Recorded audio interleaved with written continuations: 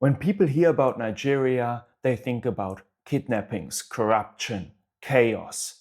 That's what the headlines want you to believe. I've worked there, I've lived there, and the truth is more complex. It's dangerous if you're careless and rewarding if you adapt. My name is Manuel Marcel Mohrenhoff, and as part of my work across 4 different continents, Nigeria was by far the most intense and formidable experience of my career. The contrast between opportunity and risk is extreme, and it forces you to grow very fast. Here's what I learned about staying safe and sane in the world's most misunderstood country. Rule number 1, always know your surroundings. You're new in a location. You must understand where you can go, at what time of the day, and what are the no-go zones. And always trust your instinct and your gut and your trusted driver if you have one. Do not trust Google or Apple Maps, because what can seem as a good shortcut can turn out to be the wrong turn. Rule number 2, do not stop. Where I come from, helping on the road is normal. In Nigeria, you can get robbed or even worse. If something is happening on the road, you are not in a position to help. And a good driver or good personal security will know that. And they will not allow you to get engaged. There are so many schemes where people are trying to get something from you. They even jump in front of your car, or they just see that a foreigner is involved in an accident, even if it was not your fault. It might be your driver's fault or even somebody else's fault. Somebody's getting hurt, like a bike driver. It can soon turn into mob justice. So these situations are always a room full of dynamite, and you need to get away. Rule number 3, avoid long-distance road travels. Where I'm from, it's very convenient to drive from one city to the other by car. In Nigeria, that is not a good idea, because while the cities are comparatively secure, outside the cities, it's where the kidnappings happen. And interstate road travel is therefore very dangerous. Instead, fly to the nearest airport and pre-arrange your pickup by a trusted source. Know who's picking you up. What is his name? How does he look like? Do you have a photo? What is his model of car? What is the color of the car? Is there even a code word that you want to use so that you know exactly you're getting in the right car? Because it's not unusual that criminals collaborate with airline staff to buy out the details of the passengers. And that, of course, with your exotic name, makes you a target. Rule number 4, choose your accommodation wisely. Often you have the opportunity to select between a big hotel in major cities or smaller hotels in smaller cities, and often also a guest house provided by your customer. While big hotels have the better security setup, they are often also bigger targets for terrorists or bandits. A smaller hotel is more under the radar, but also often happens that staff is collaborating with intruders and they kind of pick you together as a target. It's always the best to rely on the information that you have from your own staff, your security detail, as well as from customers. I always prefer to stay whenever possible at a guest house. These guest houses are provided by companies to their staff. And these companies usually know very well the environment they are in. Often the bandits, they don't bother to attack these compounds because they know that will only bring them more trouble. Another positive impact is that there you can really bond together with your customer. Instead of going after the business negotiations, you go to your hotel and they go to your guest house, you can stay together, you can share a meal, and that really bonds you more closely together. Rule number 5, stay low-key. Try to not gain any attention, because attention can be a dangerous thing in Nigeria.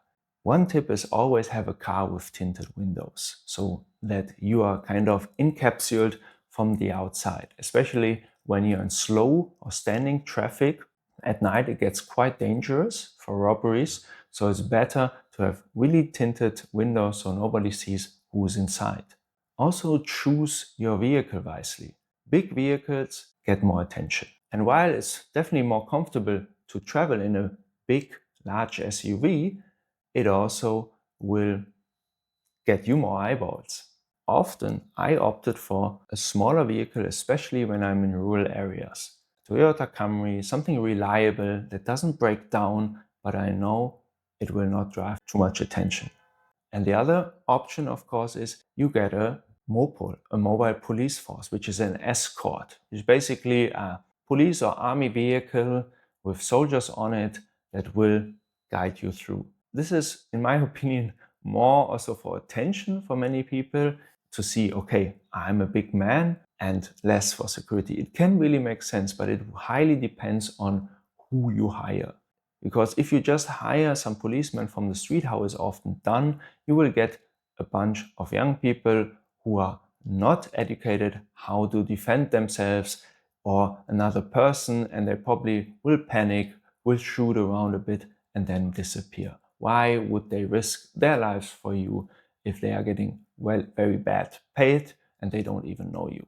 So if I opted, I think only 2 times for a police escort, and then make sure that this was a police escort from an influential customer, or then you definitely go for the more advanced police escort, where you have well-trained, well-equipped people and also sufficient of them.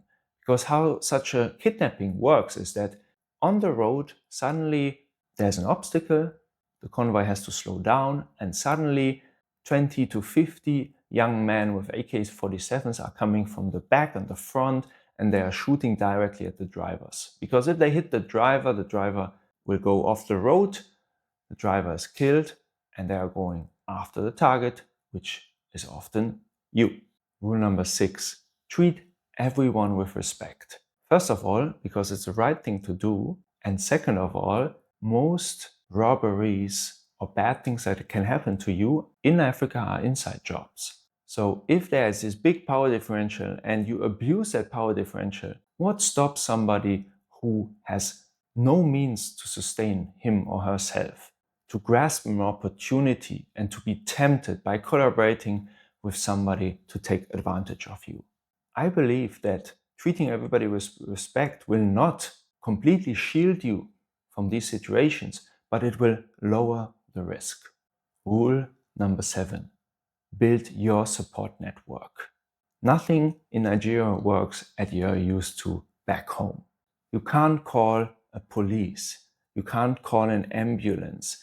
You can't rely on public services. You have to arrange it yourself and manage the situation with the resources at hand. So the best is to prepare for the situations and have a list on whom you can call if you need support. If somebody breaks into your house, how do you react then? Whom do you call when you have troubles with the police, like a corrupt police officer? To which hospital should you be transported in case you have an emergency? How do you arrange the payment to the hospital? Because if you can't pay, if you're subconscious and you can't pay, your credit card doesn't work, nobody will treat you. So it's very important to have that figured out beforehand. How can you leave the country if needed? Do you always have your passports ready? What is your route to the airport if needed? These things seem trivial, but preparation is always the best defense. You have systems that you can fall back on if need be. Rule number 8, be cautious of whom you are dating. If you are involved in the local dating scene, make sure that you understand and that you always use common sense when engaging with others. There are a lot of scams, a lot of schemes out there that take advantage of people who fall easily for tricks or who are intoxicated in the nightclub. So always be alert. Be in an environment where you can control the environment. Rule number 9, stay out of trouble. This is actually a no-brainer, but often we are somehow incentivized to get into a little bit of trouble. An argument here, a roid rage there. We want to express our opinion. I invite you there to step back a little bit and think about the bigger picture. Staying out of trouble, often trouble starts very small and then it builds up. And if you stay out of this trouble, you don't act on your emotions, it will really help you to stay safe and sane in a challenging environment. Don't engage in anything that can spiral out of control, because in Nigeria it often spirals out of control faster and it has no ends in sight. It can really spiral very fast to enormous heights of alertness and reaction, which can get you in very bad situations. Last but not least, the most important rule is don't be paranoid, be prepared. Reading this list might be terrifying. Living it isn't. Nigeria can be such a rewarding experience. It's a vibe, it's full of color, it's full of culture, it's full of energy. I hope that with these rules you feel prepared to take advantage of that and be part of this and contribute to the betterment of Nigeria. I never had a bad experience in 3 years, or a bad experience where I say, oh wow, this was really, really critical. So I just invite you to be open about it. Don't believe everything that you read in the headlines. Instead, be prepared and enjoy the show. If you are an international professional or an expert navigating challenging environments, subscribe. I share real lessons from a decade of experience focused on leadership, global careers, and working safely abroad.